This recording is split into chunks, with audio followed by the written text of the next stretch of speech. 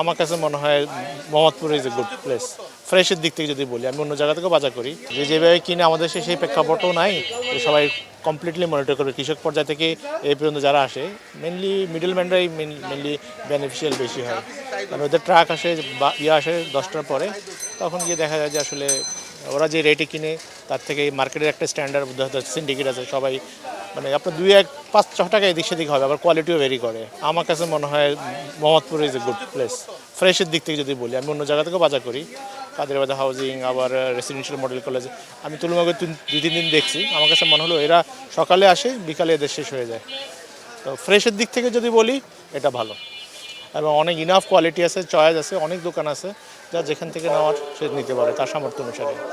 আবার ওই সাইডে একটা দোকান বসে অনেকগুলো, যারা অনলি পর 11টা পর্যন্ত, এটা বিকাল পর্যন্ত থাকে, বিকালে পরে চেঞ্জ হয়। বাট এটা চয়েস, কাস্টমার টু কাস্টমারের চয়েস।